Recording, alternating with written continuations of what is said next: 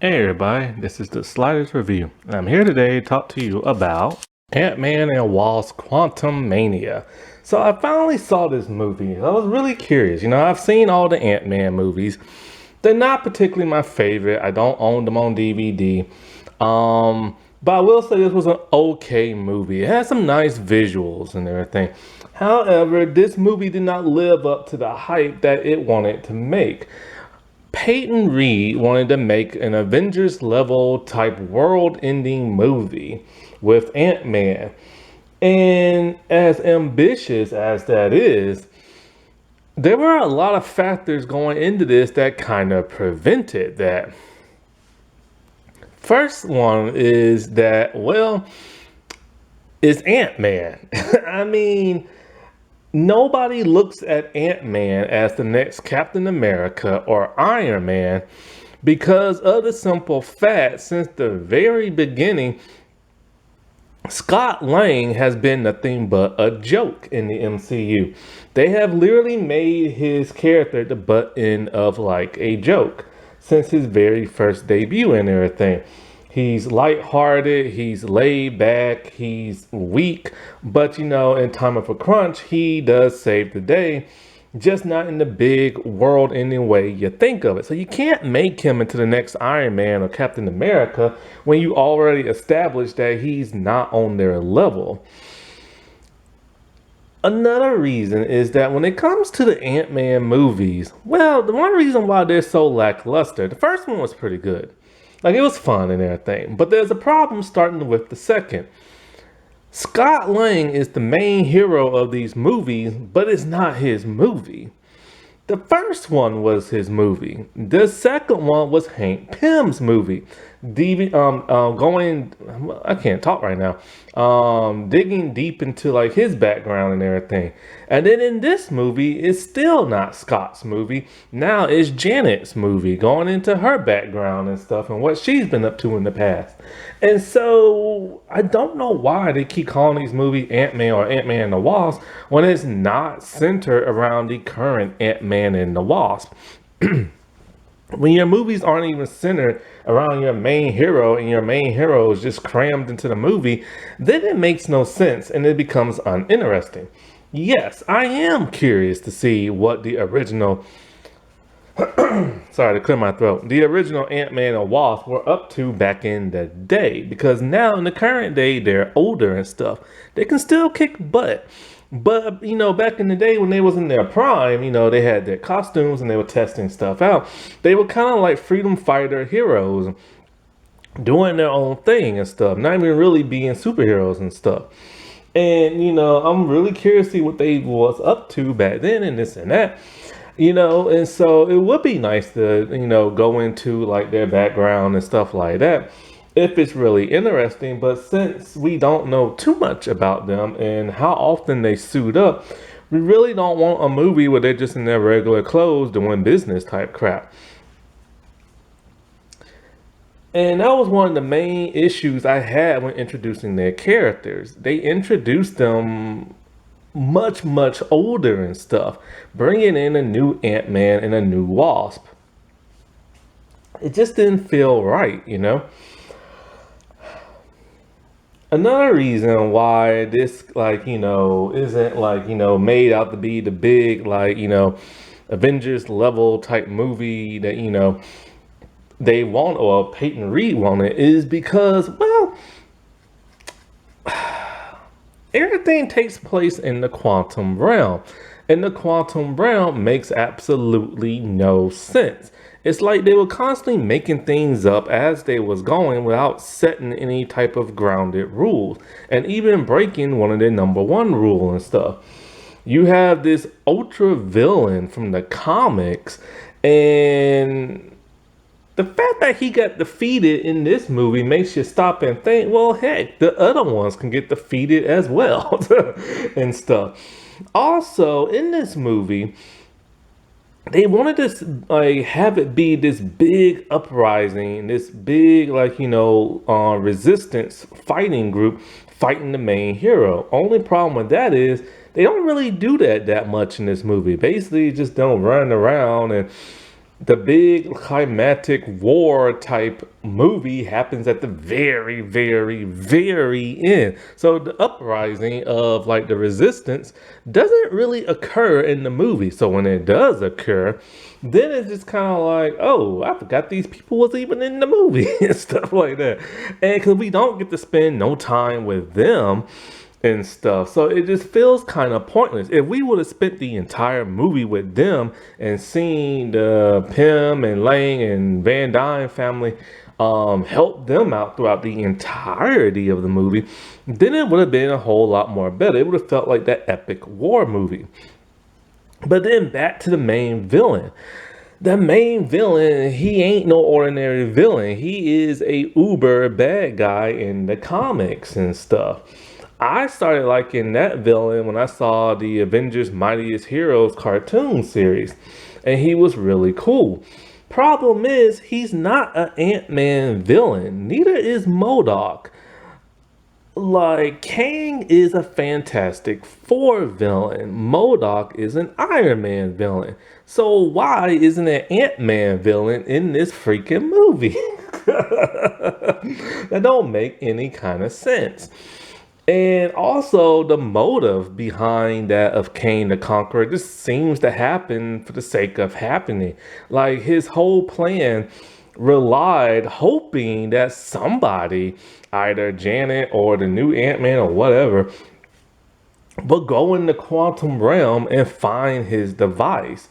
He's already a lackluster, lame villain because they say all of his powers come from his suit, and his suit is future tech, and it gives him all these cool abilities. But what exactly does it do?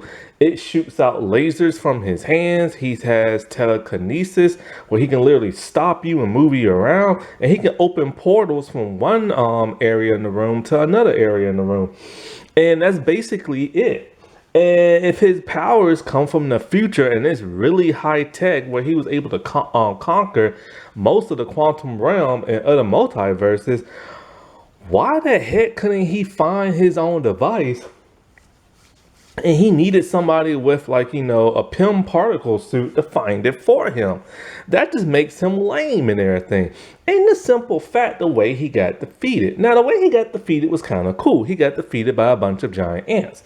I can respect that only because Squirrel Girl defeated Thanos in the comics with a bunch of squirrels eating him from the inside out.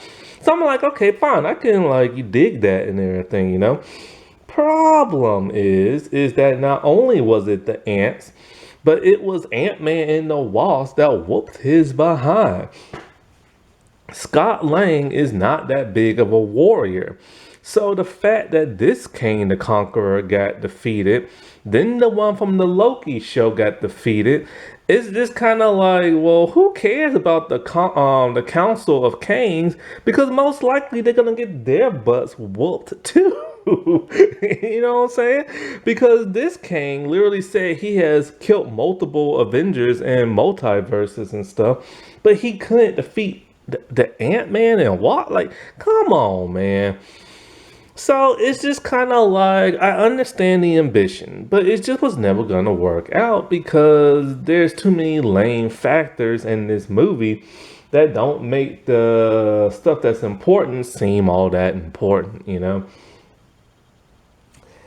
And like, so, and now it really makes you wonder if Ant-Man and Wasp could literally defeat Kang the freaking Conqueror, a man who displaced through time and multiverses, then whoever that big threat is, they should be able to defeat without the Avengers.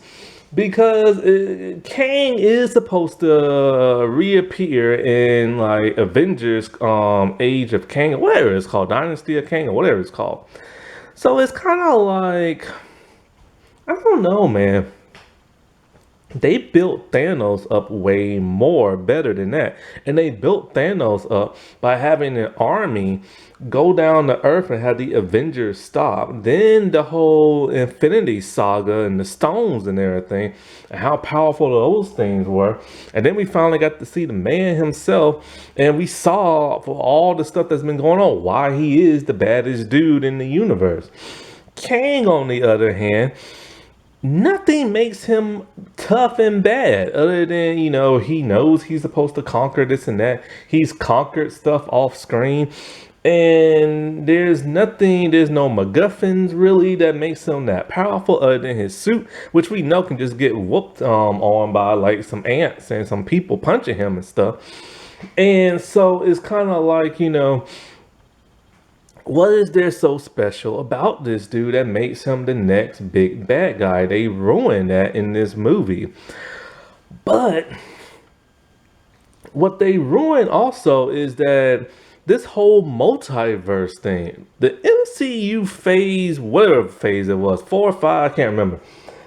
They butchered the multiverse. First, they teased us constantly, then they finally showed us, but it was kind of lackluster. And now they're teasing us even more because they don't know what the heck they're doing. And the fact that they don't know what they're doing because Kevin Feige is literally losing it, this whole multiverse saga thing they created is just falling apart. Heck, even the stars of the movie still don't know what a multiverse is. Anthony Mackie literally says he has no idea. So the whole phase thing, like, recruiting all these new members, I guess, to replace the old ones, and this whole multiverse thing, fans have already rejected the newer members and they're now rejecting the multiverse. And what is the difference? So is Kang the conqueror of time or the multiverse? Because he literally keeps saying both. So literally he has traveled through time and he has traveled through the multiverse.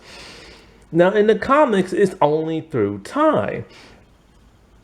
They need to make up their mind which one they want to do, because literally they have literally stated in the MCU, you can travel through time, you can change events, it should not affect your actual timeline. And that is bunk because we see Captain America went back in time and changed everything when he stayed in the past. And when you change things, it's supposed to create an alternate reality. And so, like, none of this crap is making any sense. So it would have made more sense if he would have been bouncing around the multiverse. But then they also said he's been bouncing around time. And it's like, why? And everything. Just pick one and run with that. They should have just ran with the multiverse, because somehow they have to bring in the X-Men and the Fantastic Four. I bet it's gonna be the dumbest way ever and stuff. And so Kang is not shaping up to be that villain I wanted him to be. M.O.D.O.K, what the heck, man? He was literally in this movie for comedic relief. I praise Peyton Reed for not putting that much humor in it, but M.O.D.O.K was legit the butt of the joke in this movie and stuff. It doesn't make any sense how Darren became M.O.D.O.K. Like, he shrunk down and went into the quantum realm, but his head remained big, but the rest of his body remained tiny. And so with Kang's tech, I guess, they built him the M.O.D.O.K suit. He looks hideous in the thing. They did not do a good job on the CGI. It is on Disney Plus now, and it still looks like crap. Also, his personality has changed completely from the first Ant-Man movie. And it's like he doesn't even want to be called Darren. He wants to be called M.O.D.O.K. When he has his mask on, he's all terrifying. And then he's all like, hi. And then he like takes his mask off with that big stupid grin on his face. And then he wants to start killing people out of revenge. And it just didn't come off right. You know what I'm saying? And literally, when Scott had to find the multiversal cell unit thing, he's asking M.O.D.O.K for help, and he's calling him Darren, and M.O.D.O.K literally will not answer him until he literally calls him M.O.D.O.K. And that is just so stupid. And I hate when they have those stupid moments like that. Then he fought Cassie only for her to like kick some sense in him. And then he's all like, now I want to like change the I want to like be a good guy and save everybody. After that one speech, he's been in the quantum realm for a very long time.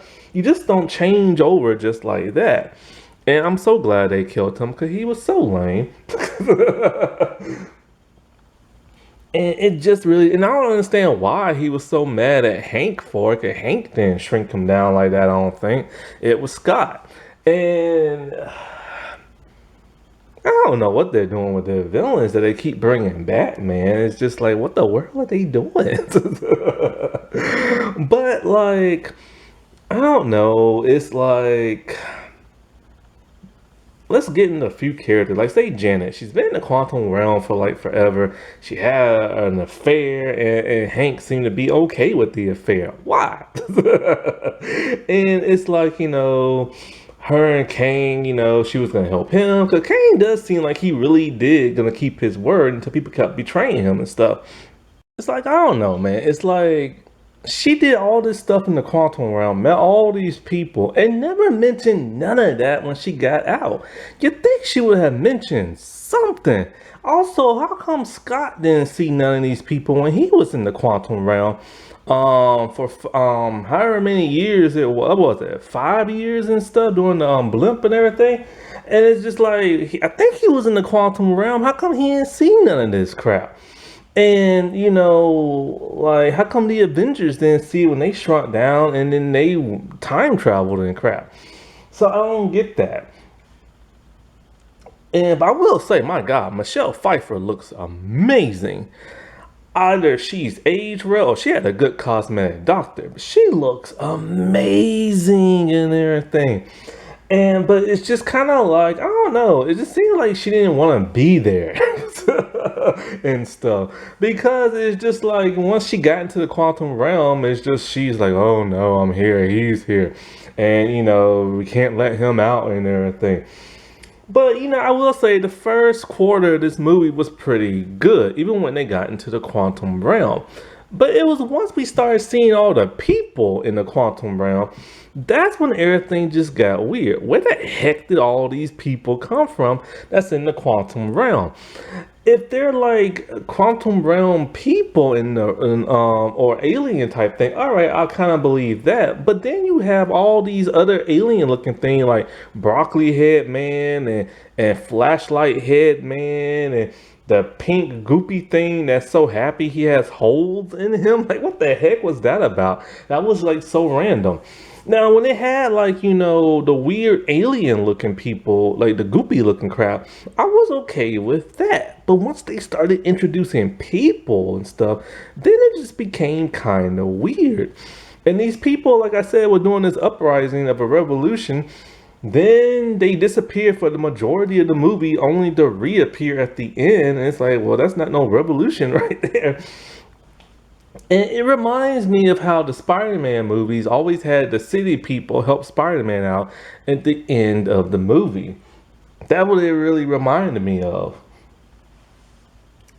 And so the whole Cantina Star Wars thing, oh my God, dude, what the world was that about? The quantum realm did not look anything like the way I thought it would. Now, I will say, like I said, the visuals look great. However, they don't look like they're shrunken down. They use that whole volume thing. And, the problem with that is that with the first Ant-Man movie, they actually had practical giant stuff. And you felt like Scott Lang was really tiny and stuff. Here, it just don't feel that way. It just looks like CGI goopity goop and stuff. Also, what the world was up with all the ants? The ants been down there for, like they say, the ants were displaced through time for 1,000 years. Nothing in the quantum world makes any sense because they don't explain things well. And the ants have been like evolving and becoming like superior and very smart building stuff. And they helped out at the end, and it's just kind of like, if that was the main focus of the entirety of the movie, I would be a little bit more happy. Or maybe the ants might try to conquer the world. I would have been more happier with that. Now, I don't know why it's called Ant-Man and Wasp when Wasp is barely in the movie. Evelyn Lilly screwed herself over, one with that hairstyle. Okay, here's the thing I don't understand. When they introduced Hope Van Dyne, I assumed she was an amalgamation of like the different Janet Van Dynes throughout the comics. Heck, they keep giving her the same hairstyle as Janet from the comics. And so, but she's her own character. But why does she have the last name Van Dyne after her mom? Shouldn't she be a Pym and everything after her dad? I don't get that. And I kind of forgot what happens in the first movie and stuff. Did they have a good relationship or not? Maybe that's why. But the actress screwed herself over. See, before this movie was even created and the pandemic started, she decided she was gonna flash her celebrity privilege around. When the pandemic first started and they told people to stay indoors to slow the spread of infection, she decided to hop online talking about she's a celebrity, she's famous, she don't have to stay inside her house and blah blah blah and blah blah blah. Well, of course that pissed people off because tons of people were dying by the seconds and everything. So that's probably why she wasn't in this movie much. A similar thing has kind of happened to the actress who plays Shuri. People don't know if she's going to remain as the Black Panther because of her anti-vax tweets. These celebrities think they're all that, but then they get bit in the behind.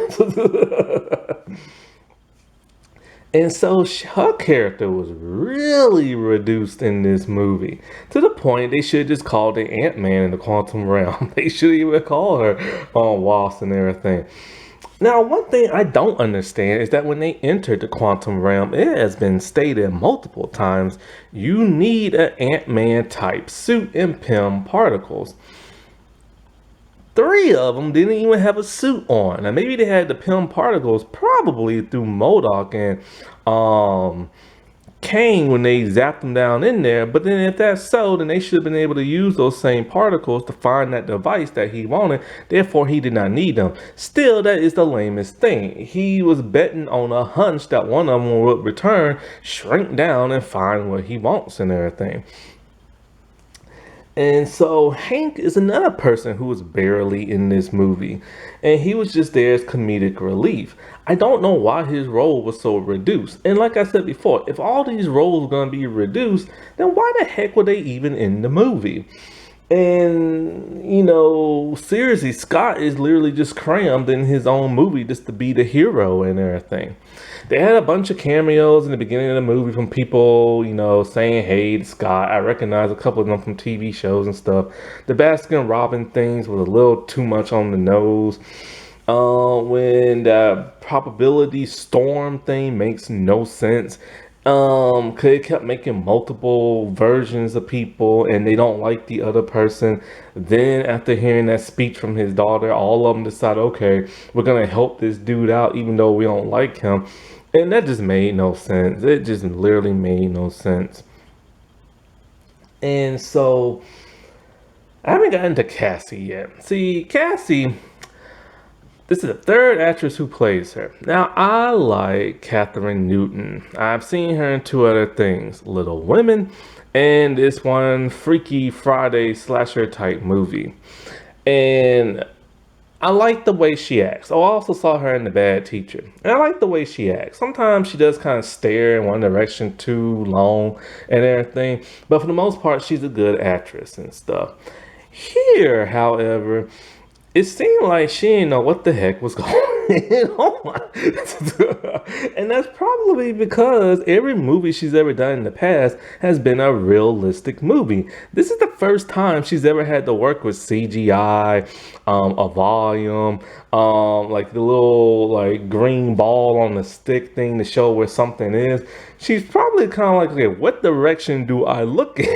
Stuff. It made a lot of her line delivery very flat because she didn't know where to look. Now, I assume that since she's a blonde in real life, they will keep her with her blonde hair because that's how Stature is in the comic. But they dyed her hair brown to match the other two actresses. I will say this Cassie does act like well, she's not really a teenager. She's 18. But I get the sense that she is younger and stuff. The other one they had in Endgame, she always looked like she was in her 20s and stuff. And I was always like, man, how much time passed and everything? Only supposed to be 5 years. It looked like 10 has passed. And of course they recast because has done more stuff in Hollywood than the other actress. Now, she's called Stature in the comic because she mostly goes big. She can also go tiny, but she mostly goes big. In this movie, all she does is get tiny until the very end. She finally gets big. And, my only problem with her is one, when did she become a genius? To build her own suit and build a communication relay that can connect to the quantum realm. Seriously, not everybody in the Ant-Man movies needs to be a scientist. Janet in the comics, I don't think she was a scientist, but this Janet's a scientist, her daughter is a scientist. I know Hank's a scientist. Only Scott's not a scientist, but now his daughter is. And she's an activist and everything, and she built her own suit. And apparently she's been going out and about in her suit. But here's the thing. When she was in the quantum realm, somehow she knew how to fight all these soldiers. Now, he had to give her some pointers. But how in the world did she learn how to fight so good and everything? I like the stuff between her and M.O.D.O.K because she basically just ran from him and tied him to a rope and swung him around. That was okay. But I don't know how she's able to defeat elite soldiers with laser guns and stuff like that when she hasn't had that much training. Other than that, her personality is pretty cool. She acts more like a teenager. Her and Scott has a really good relationship, similar to the first girl and stuff. Other than that, I don't have a problem with her. Her suit is just your typical Ant-Man looking suit, just a different color. And it doesn't look anything like the suit from the comics. So that's very disappointing. If they ever do a Young Avengers, they need to change her suit up because I'm tired of all these Ant-Man looking people having Ant-Man type costumes. I wish they would have given Hank and Janet their Ant-Man looking suits from that flashback. That would have been really cool. But I'm tired of all the suits looking the same. It just takes the fun out of it, because everybody just looks the same. There's a different color variation. And trying to think what else. Oh, now I remember when they got after they defeat Kang and everything. I don't think he's dead. It looked like he shrunk and then the device just kind of imploded, but he could have went to a different dimension. I mean, look what happened to Red Scroll and Darian and everything. They didn't die. I doubt this Kang is gonna die. And so, of course, Scott and Hope are stuck in the quantum realm, but then it shows quickly that the people on the outside brought them back. Well, how much time actually passed? It doesn't say. I doubt they was able to rebuild the device like that quickly and everything. It would have been nice if they would have stayed stuck there, but hey, whatever. And so, of course, the end credit scenes, we get the Council of Kang, because they're the one who, stranded him there because he was getting too powerful. And now they're going to do that uprising through the multiverse and cause a lot of shenanigans and everything. And I don't like how they're all goofy and cheering and routine and stuff like that. I think there might be too many. You need only one Kang. There's too many in this movie. They should have went the Avengers Mightiest Heroes route. Because that Kang timeline was getting destroyed because of something that happened in the past. So he went in the past to conquer the past to make sure his wife and all that would survive and stuff. And it made for a really interesting episode.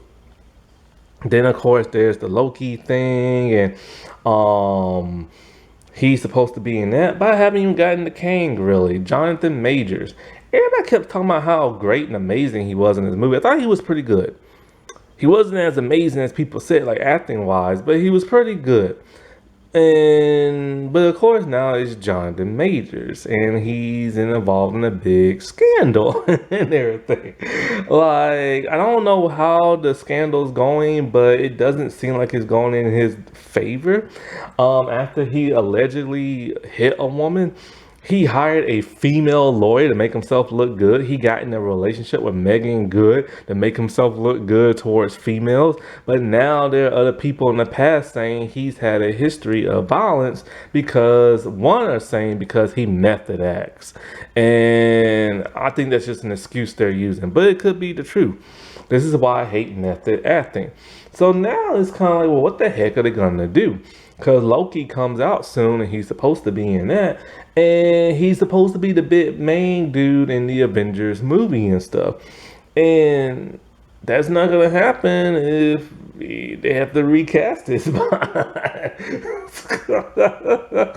Oh boy, this is just a mess. So while I understand why Peyton Reed wanted to be more ambitious, because people keep talking about how his movies are lackluster, especially the second. I just don't think Peyton Reed is on the level he needs to be to make these bigger movies. What was it? Why did he make? I think he made Bring It On, I think. And he did amazing in that. A rom-com comedy and everything about cheerleaders and stuff. However, if he's going to go this big, ambitious route, he needs to make sure every single thing makes sense in his movie. And when it doesn't, then you just need to give up, dude. Alrighty. Well, I'll talk to y'all later. Bye.